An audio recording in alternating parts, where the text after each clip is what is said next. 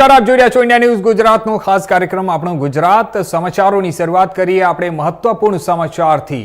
આપણે સૌથી પહેલા વાત કરીએ તો ધોરાજીની। તો ધોરાજી રોડ પર બનાવેલા જે નવો રેલવે ઓવરબ્રિજ છે તેના ઉપર મહિલાઓનો ચક્કાજામ જોવા મળ્યો છે। રેલવે ઓવરબ્રિજ બન્યા બાદ ફાટક બંધ કરી દેવાતા સ્થાનિકો ઘણા સમયથી પરેશાન છે।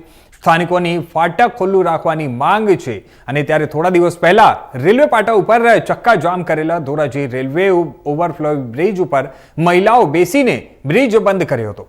રેલવે ઓવરફ્લાય બ્રિજ ઉપર ચક્કાજામ મહિલાઓએ કરતા વાહનોની લાંબી કતારો લાગી હતી। મહિલાઓ બ્રિજ ઉપર બેસી જતા બંને સાઈડ વાહનોની લાંબી કતારો જોવા મળી હતી। જેતપુર પોલીસ ઘટના સ્થળે પહોંચી જેતપુર પોલીસના દાડા ઉતરી પડ્યા હતા। પોલીસે ચક્કાજામ કરતી મહિલાઓની અટકાયત કરી હતી અને જેતપુર પોલીસે મહિલાઓની અટકાયત કરી બ્રિજ ખુલ્લો કર્યો હતો।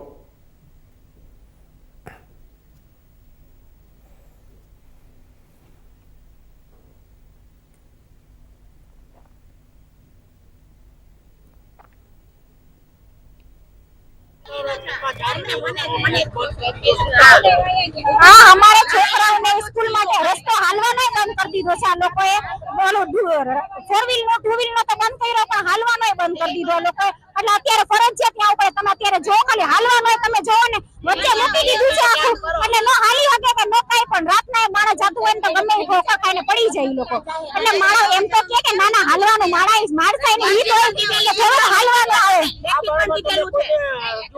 હા બે વાર જયેશભાઈ ની ઓફિસે અમે જઈએ જયેશભાઈ કે અમે કઈ કરશું તો એ જવાબ નથી આપ્યો કઈ અત્યાર સુધી। અને બીજું અમે અરજી આપી છે તો અરજી નો જવાબ અમને નથી આપ્યો। ઈ લોકો હમણાં કહેતા ને અમે તો ફાટે પડે કે અમને કઈ ખબર ન અને પાછળથી પોલીસ વાળાને એને બોલાવી લીધા તો પોલીસ વાળાને એની પાસે નંબર હતા આ લોકોના નંબર નતા એની પાસે। અમને ખાલી હાલવાનો તો રસ્તો દે ને અમારા છોકરા નાના નાના છે ભાઈ અમારે કેવી રીતના અમે હપ્તા મકાનના ભરતા હોય અત્યારે માણા બધાય નાના છે કોઈ મોટું નથી આમ। અમારી માંગી છે રસ્તો અમને ચાલુ કરી દે। તમે અત્યારે આ બ્રિજ ઉપર ટ્રાફિક જામ કર્યો અને રસ્તા ઉપર બેસી ગયા હતા શું કારણ? અમે ફાટકે આની પહેલા 15-20 દિવસ પહેલા બેઠા હતા આંદોલન કર્યું તો અમને કોઈ જાતનો રિસ્પોન્સ મળેલો નથી। છતાંય આ પુલ બન્યો છે તો અમારું ફાટક બંધ છે। અમારો 16 વર્ષનો રસ્તો છે બરાબર। અત્યારે અમારા નાના બાળકોને કેટલું હેરાન થવું પડે છે। અત્યારે બધી બાજુથી ઓલી મારી દે છે ફેસ પટ્ટી બરાબર તો પછી હાલવાનો રસ્તો નથી આપવાનો। સાયકલ લઈ લઈને હું પુલ ઉપર મોકલવા કેટલા એક્સિડન્ટ થાય છે। પુલ બન્યો એને કેટલા મહિના થયા છે અને એક્સિડન્ટ કેટલા થયા છે ઈ ગણાવો અમને 3 બત્તી થી આવ્યું સુધીમાં। હા હેતલબેન સોંદરવા તમારું નામ માંગ શું છે? અમારું ફાટક ખોલ અમને રસ્તો આપો। અમને ફાટક નો ખોલી દે તો કઈ ગમે ને અમને રસ્તો આપો અને અમને પ્રૂફ આપો કે તમારો આટલા મહિનામાં કે વર્ષમાં તમને રસ્તો આપી દેવાનો થાય છે। 16 વર્ષથી રસ્તો હવે આ તરફ સમાચારોમાં આગળ આપણે વાત કરીએ રાજકોટની। તો પ્રથમ વખત રાજકોટમાં 74મી ઓલ ઇન્ડિયા પોલીસ હોકી ટુર્નામેન્ટનું આયોજન કરવામાં આવ્યું છે।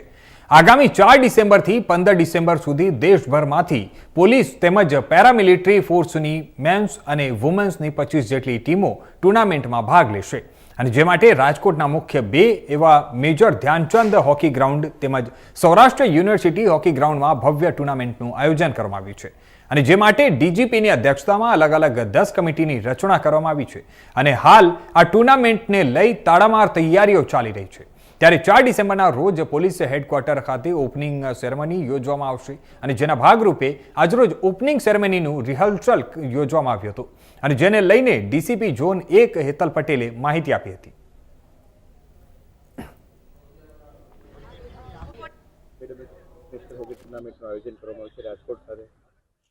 રાજકોટની અંદર 74મી ઓલ ઇન્ડિયા હોકી ટુર્નામેન્ટનું આયોજન થઈ રહ્યું છે કે જેની અંદર 4મી તારીખે ઓપનિંગ સેરેમની અને 14મી તારીખે closing ceremony police parade ground ખાતે રેસકોર્સ ખાતે થશે।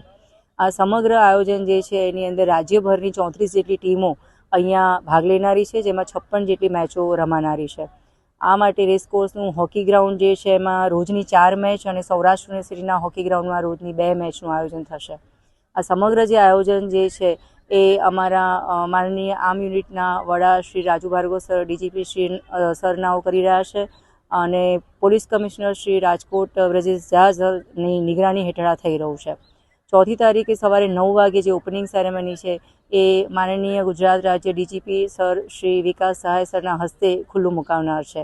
અને આંતરરાષ્ટ્રીય સ્તરના ખેલાડીઓ પણ આ ટીમોની અંદર ભાગ લેવાના છે, માટે રાજકોટના રમતવીરોમાં અનેરો ઉત્સાહ જોવા મળી રહ્યો છે. હાલમાં અલગ અલગ ભારતના રાજ્યોમાંથી, જેમ કે મણિપુર છે, પંજાબ છે, દિલ્હી છે, આઈટીબીપીના છે, મહારાષ્ટ્રના છે, આંધ્રપ્રદેશના છે, ગુજરાત, રાજસ્થાન, એવી રીતે 34 જેટલી ટીમો અહીંયા ભાગ લઈ રહી છે. ખાસ કરીને જે ખેલાડીઓ છે તેમાં ઉત્સાહ કેવો જોવા મળ્યો? ખેલાડીઓમાં ખૂબ સારો ઉત્સાહ જોવા મળી રહ્યો છે, કારણ કે ઘણા લાંબા સમય પછી રાજકોટમાં આવી મોટી હોકી ટુર્નામેન્ટનું આયોજન થઈ રહ્યું છે. ઇવન રાજકોટના ભૂતપૂર્વ હોકી જે રમતવીરો જે છે એ પણ અમારું માર્ગદર્શન કરી રહ્યા છે. અમે એમનું પણ ગાઈડન્સ લઈ રહ્યા છે. અલગ અલગ ડિપાર્ટમેન્ટ જે સરકારના છે અને જે બીજા પણ સ્પોર્ટ્સ પર્સન્સ જે છે એ પણ અમારું માર્ગદર્શન કરી રહ્યા છે. બધાનો સહકાર સરસ મળી રહ્યો છે. કહેવાય છે ને કે પોલીસ એ પ્રજાની મિત્ર છે, અને ત્યારે આવી જ એક માનવતાનું ઉદાહરણ આપતી કવિતાને રાજકોટ પોલીસે સાર્થક કરી બતાવી છે. આ તકે આપણે વાત કરીએ તો ગઈકાલ રાત્રિના સમયે રાજકોટના પુષ્કરધામ મેઇન રોડ ઉપર આવેલા એક કોમ્પ્લેક્સમાં એક મહિલા દ્વારા કોઈ અગમ્ય કારણોસર મોતને વહાલું કરવાનો પ્રયાસ કર્યો હતો, અને આથી સમગ્ર ઘટના એક જાગૃત નાગરિકની આંખે ચડતા જાગૃત નાગરિક દ્વારા હતાશ બનેલી મહિલાને સાંત્વના અને આશ્વાસન પાઠવી નીચે ઉતારવા માટે આજીજીઓ કરવામાં આવી હતી. ત્યારે પણ મહિલા ટસથી મસ ન થતા જાગૃત નાગરિક દ્વારા સમગ્ર ઘટના રાજકોટ પોલીસના કંટ્રોલ વિભાગને ફોન કરી જણાવવામાં આવી હતી. આ ઘટનાની ગંભીરતાને ધ્યાને રાખી સ્થાનિક પોલીસની વાન તાત્કાલિક ઘટના સ્થળે દોડી આવી હતી, અને આપઘાત કરવા કોમ્પ્લેક્સ ઉપર ચડેલા મહિલાને ફિલ્મી ઢબે પકડી અને મહિલાને આપઘાત જેવું પગલું ભરતા રોકી લેવામાં આવી હતી. ત્યારે હાલ હવે મહિલા દ્વારા શું કારણથી આપઘાત કરવાની કોશિશ કરી હતી તે અંગે ચોક્કસ કારણ સામે આવ્યું નથી, અને સાથે જ પોલીસ દ્વારા મહિલાનું કાઉન્સિલિંગ પણ કરી અને નિરાકરણ કરી તેના પરિવારજનોને સોંપવામાં આવી છે. ત્યારે હાલ હવે આપણે વાત કરીએ તો મહિલા દ્વારા કરવામાં આવેલા આપઘાતના પ્રયાસનો વિડીયો સોશિયલ મીડિયામાં વાયુ વેગે વાયરલ થઈ રહ્યો છે.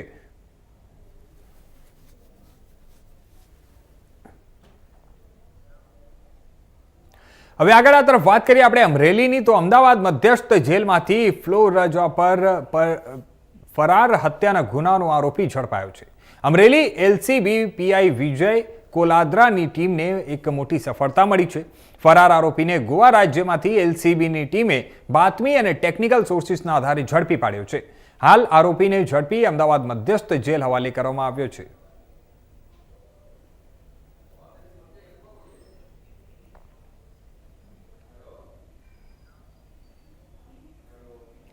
તો હવે આગળ આ તરફ વાત કરીએ આપણે વડોદરાની, તો વડોદરામાં ઓડિશાથી આવતી લાંબા અંતરની ટ્રેનોમાં નશાકારક ગાંજાની હેરાફેરી યથાવત રહી છે. પુરી અમદાવાદ એક્સપ્રેસ ટ્રેનના રિઝર્વેશન કોચના શૌચાલય પાસે એક બિનવારસી બેગમાંથી ગાંજાનો મોટો જથ્થો મળતા પોલીસે તપાસ હાથ ધરી છે. પ્રાપ્ત માહિતી મુજબ રેલવે એસઓજીના માણસો ગઈકાલ રાત્રે ટ્રેનમાં ચેકિંગ માટે ગયા હતા. તે દરમિયાન સુરત તરફથી આવતી પુરી અમદાવાદ એક્સપ્રેસ ટ્રેનમાં તપાસ હાથ ધરવામાં આવી હતી. મકરપુરા રેલવે સ્ટેશન પાસે પસાર થયા બાદ એ સ્ત્રી રિઝર્વેશન કોચમાં ચેકિંગ કરાયું હતું, અને ત્યારે પાછળના ભાગના શૌચાલય પાસે નીચેના ભાગે એક બિનવારસી થેલો મળી આવ્યો હતો, અને આ થેલાનો માલિક અંગે એ સ્ત્રી અને S4 કોચમાં પૂછપરછ કરતા કોઈનો નહીં હોવાનું જાણવા મળ્યું હતું. અને દરમિયાન થેલો સહેજ ખોલી જોતા અંદર ખાકી કલરની સેલોટેપ વીંટાયેલી 8 અને કલરના ગિફ્ટ રેપિંગ વીંટેલા 2 મળી કુલ 10 પેકેટો મળી આવ્યા હતા.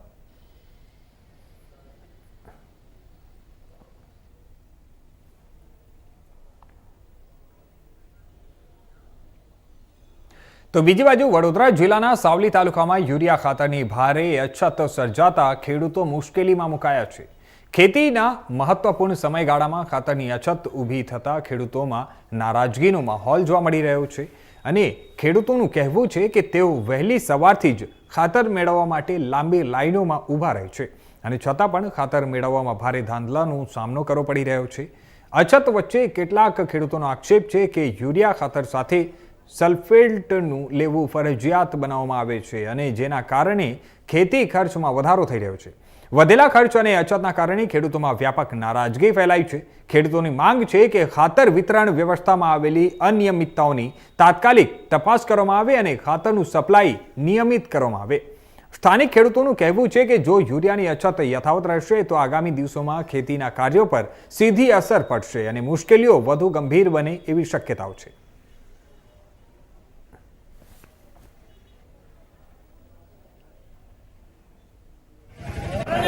હજુ નંબર આવ્યો નહીં અને કશું ફેંકવાનું છે નહીં, ખાતર થઈ રહે ના આલે એવી વાત છે.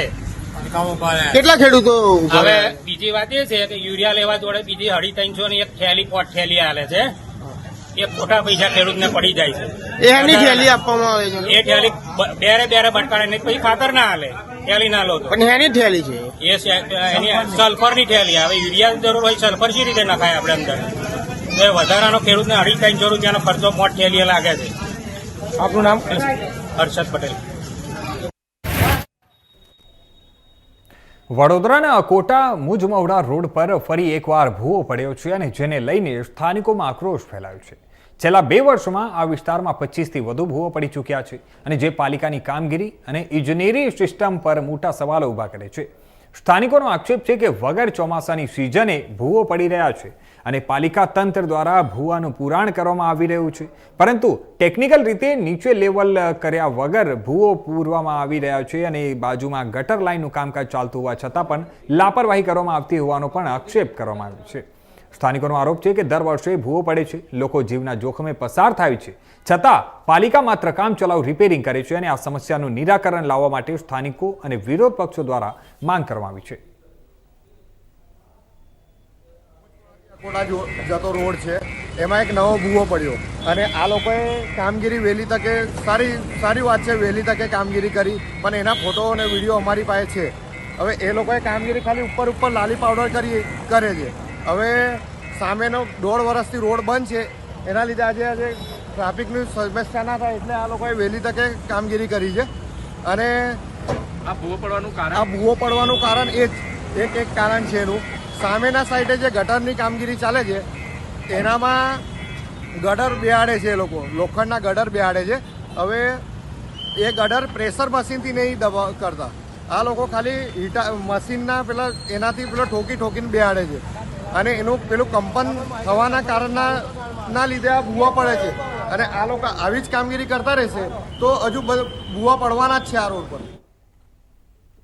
તો આગળ વાત કરીએ તો વડોદરાના સાવલી નગરપાલિકા વિસ્તારમાં વિકાસનું નવું પગલું ભરવામાં આવી રહ્યું છે. જીઓડીસી ગાંધીનગર દ્વારા જૂની ગટર લાઇનની મરામત તથા નવી લાઇનનું નેટવર્ક નાખવાનું કામ શરૂ કરવામાં આવ્યું છે. આધુનિક સુવિધાઓ યુક્ત નવું એસટીપી બનાવવાની કામગીરીનો પણ પ્રારંભ કરવામાં આવ્યો છે. ખાતમુહૂર્ત ધારાસભ્ય કેતનભાઈ ઇનામદાર વરદ હસ્તે પૂર્ણ કરવામાં આવ્યું અને આ નવી લાઇનથી સ્વચ્છતા, ગંદા પાણીનો નિકાલ અને પર્યાવરણ સુરક્ષામાં મોટો લાભ મળશે. સાથે જ નવી સુવિધાથી વેચાણ અને ઓવરફ્લોની સમસ્યામાં પણ ઘટાડો થશે. તેમજ નવી ગટર યોજનાને પગલે ઉભરાતી ગટરથી નગરજનોને પડતી મુશ્કેલીઓ પણ દૂર થશે. આ ખાતમુહૂર્તમાં સ્થાનિક આગેવાનો અને નગરજનો ઉપસ્થિત રહ્યા હતા.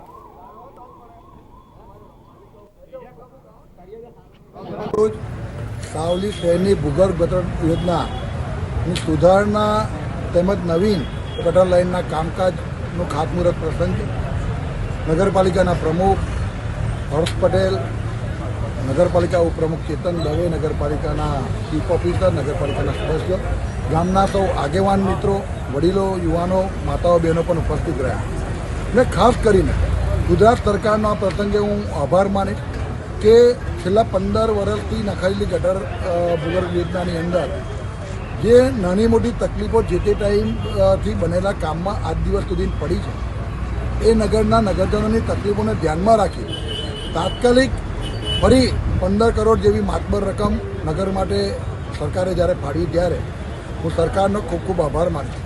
અને આ કામ જે પ્રમાણે છે એ પ્રમાણે એનો એસટીપી પ્લાન્ટ, એના ગટર લાઇનમાં જે નવીન ગટર લાઇન છે એ પણ, તેમજ જૂની ગટર લાઇનમાં જ્યાં જ્યાં તકલીફ છે ત્યાં જૂની ગટર લાઇનને ત્યાં કાઢીને નવી ગટર લાઇન નાખવા માટેની પણ યોજના સારી રીતે આ ડીપીઆરમાં લીધેલી છે. આજથી આ જે કામ ચાલુ થાય છે એ કામ જ્યારે પૂર્ણ થશે ત્યારે મારું નગરમાં જે નાની મોટી જે તકલીફો કહેવાતી હતી કે બહુ મોટી તકલીફ અમે ગટરના ઉભરાવાથી જે થતી હતી એનું પણ નિરાકરણ આવશે.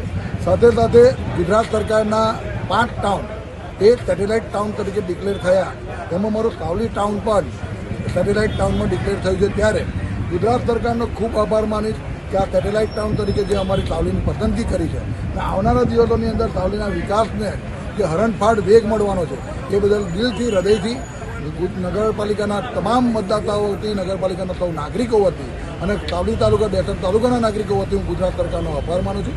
ફરી એક વખત આજના આ કાર્યક્રમમાં હું શુભેચ્છાઓ આપું છું અને આ જે કામ છે એ કામ સારી રીતે ગુણવત્તાભેર થાય અને આવનારા વર્ષોની અંદર ગામના પ્રજાના જે આ પ્રશ્ન છે એનું નિરાકરણ આવે એવી અપેક્ષા રાખું. હવે સમાચારોમાં આ તરફ આપણે આગળ વાત કરીએ અમરેલીની, તો ધારીના ત્રંબકપુર ગામે માનવભક્ષી દીપડો ઝડપાયો છે. ધારી તાલુકાના ત્રંબકપુર ગામે 1 વર્ષની બાળકીને 5 દિવસ પહેલા દીપડાએ ફાડી ખાધો હતો અને તે દીપડો પાંજરે પુરાયો છે. પરપ્રાંતીય મજૂરની દીકરીને મોતને ઘાટ ઉતારનાર દીપડો હવે પાંજરે પુરાતા લોકો રાહતનો શ્વાસ લીધો છે. વન વિભાગે માનવભક્ષી દીપડાને પાંજરે પૂર્યો છે. દીપડો પાંજરે પુરાતા હવે હાલ ત્યાં જે સ્થાનિક રહીશો છે તે લોકો હવે હાશકારો લીધો છે.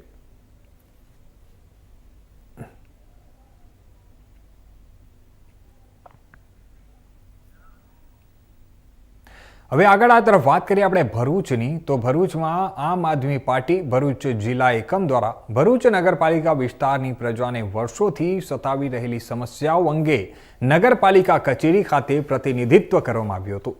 આમ આદમી પાર્ટીએ નગરપાલિકા તંત્રને તાત્કાલિક કાર્યવાહી કરવા માટે લેખિત રજૂઆત પણ કરી હતી અને આ મુદ્દે મીડિયા સાથે વાતચીત કરતા આપણા જિલ્લા પ્રમુખ પિયુષ પટેલે ભારતીય જનતા પાર્ટી પર આકરા પ્રહારો કર્યા હતા.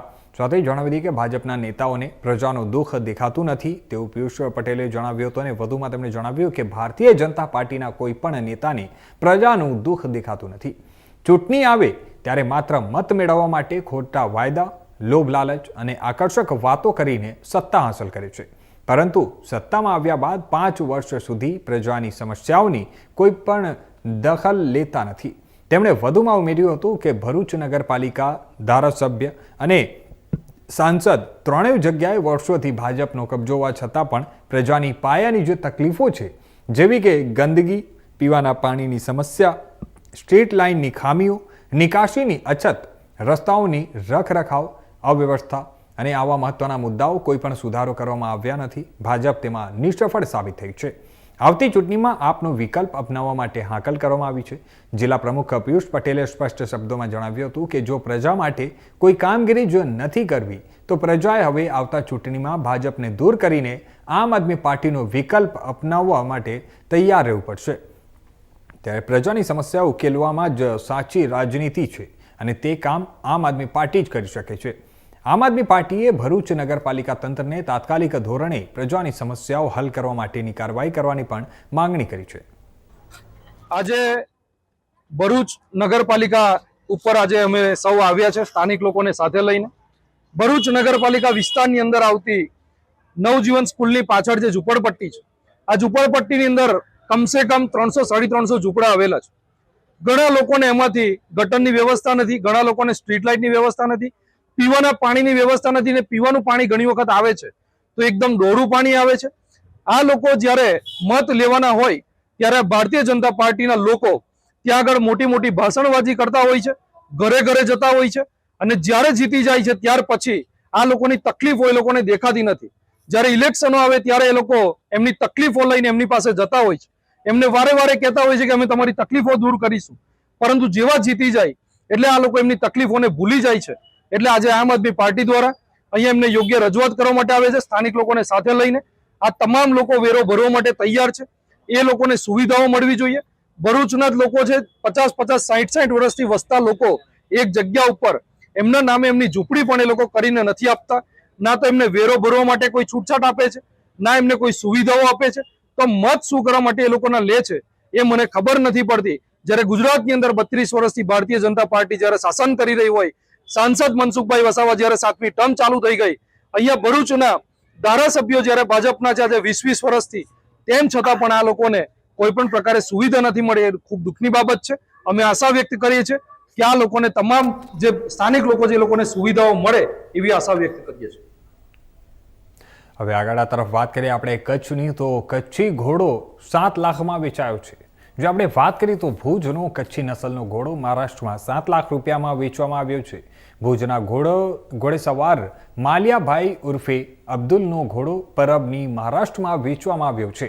અત્રે ઉલ્લેખનીય છે કે માલિયાભાઈ ઘોડસવારીના શોખીન છે અને પોતાનો તબેલો પણ ધરાવે છે. તેમણે આ ઘોડાનું નામ પલ્સર આપ્યું હતું અને નાનપણથી તેમને તેનો ઉછેર કર્યો હતો. માલિયાભાઈ વર્ષે 1-2 વખત ઘોડાઓની સર્વ સમાજની રેસ પણ રાખે છે અને જેમાં છેક રાજસ્થાન મહારાષ્ટ્રથી લોકો ભાગ પણ લેવા માટે આવે છે. ત્યારે પલ્સર નામનો ઘોડો હવે હાલ તો 7 લાખ રૂપિયામાં વેચાઈ ગયો છે અને ગુજરાતથી મહારાષ્ટ્રમાં પહોંચી ગયો છે.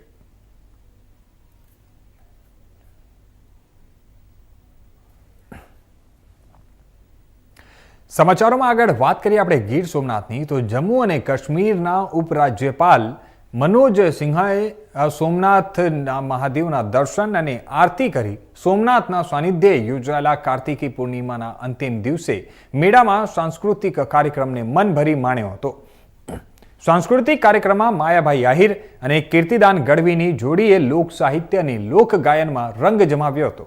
ત્યારે જમ્મુ કાશ્મીરના મહામહિમ ઉપરાજ્યપાલ મનોજ સિન્હાએ શ્રી સોમનાથ મહાદેવની ધ્વજા પૂજા કરી અને ધ્વજા શીશ પર લઈ મંદિરની પ્રદક્ષિણા કરીને સ્વહસ્તે ધ્વજા મંદિરના શિખર પર અર્પિત કરી હતી.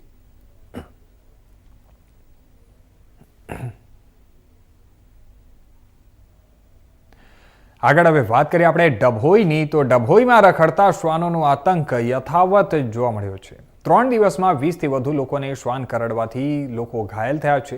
ડભોઈ નગરમાં રખડતા શ્વાનોનો ત્રાસ હવે ચિંતાજનક સ્તરે પહોંચી ગયો છે. નવીનગરી, મહેતા પાર્ક, મહુડી, ભાગોળ, વસઈવાલા, જીન અને સુંદરકુવા જેવા વિસ્તારોમાં રખડતા શ્વાનોએ આતંક મચાવ્યો છે. માત્ર 3 દિવસના સમયગાળામાં જ 20થી વધુ લોકો શ્વાન કરડવાના કારણે સામાન્યથી લઈને ગંભીર રીતે ઈજાગ્રસ્ત થયા છે અને લોકો હવે આ સમસ્યામાંથી નિરાકરણ આવે તે પ્રકારનું માંગ કરી રહ્યા છે.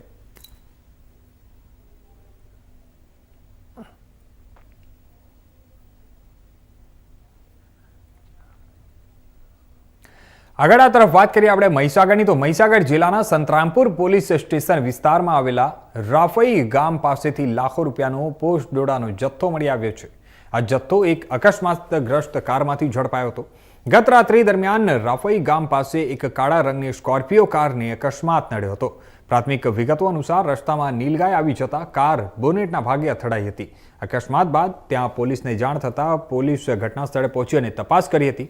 તે તપાસ કરતા કારમાંથી શંકાસ્પદ પોસ્ટ ડોડાનો જથ્થો ભરેલો હોવાનું માલુમ પડ્યું હતું. પોલીસે તાત્કાલિક એફએસએલની ટીમને જાણ કરી હતી અને જે ઘટના સ્થળે પહોંચી તપાસમાં જોડાઈ હતી. ત્યારે પોલીસે હવે આ લાખો રૂપિયાનો જે પોસ્ટ ડોડાનો મુદ્દો માલ છે તે જપ્ત કરીને જે ગાડીના જે ડ્રાઈવર હતા તે લોકો હાલ ફરાર થઈ ગયા છે. તેને શોધવા માટે તપાસ હાથ ધરી છે. તો હવે આગળ આ તરફ વાત કરીએ આપણે રાજકોટની તો રાજકોટમાં ભારતીય વાયુસેનાની પ્રખ્યાત સૂર્યકિરણ એરોબેટિક ટીમ દ્વારા આયોજિત ભવ્ય એર શોની તૈયારીઓ હવે અંતિમ તબક્કામાં છે. આ કાર્યક્રમની ભવ્યતાનો અંદાજ આપતા ત્યારે આજે સૂર્યકિરણ ટીમના 6 વિમાનો દ્વારા શહેરના હાર્દોસમા અટલ સરોવર ખાતે મિની રિહર્સલ કરવામાં આવ્યું હતું. રિહર્સલ દરમિયાન આ વિમાનોએ રાજકોટના આકાશમાં દિલધડક કરતબોની પ્રેક્ટિસ કરી હતી. પ્લેનના પાયલટો દ્વારા આકાશમાં અલગ અલગ કરતબો કરતા આસપાસના લોકોમાં પણ ભારે ઉત્સાહ જોવા મળ્યો હતો અને સાથે આગામી 7 ડિસેમ્બર રવિવારના રોજ યોજાનારો આ મુખ્ય શો માટેની આતુરતા વધારી દીધી છે.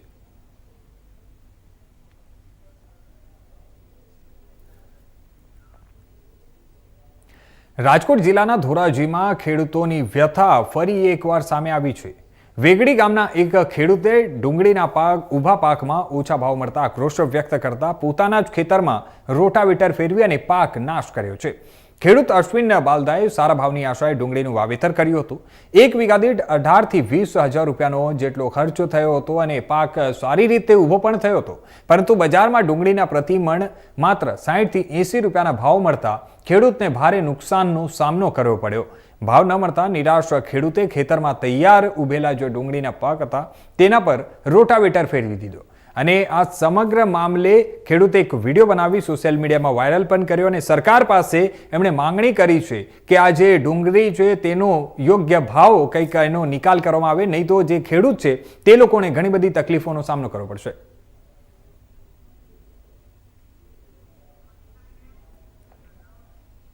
તો આ હતા અત્યાર સુધીના મુખ્ય સમાચારો. વધુ સમાચારો માટે જોતા રહેજો ઇન્ડિયા ન્યૂઝ ગુજરાત.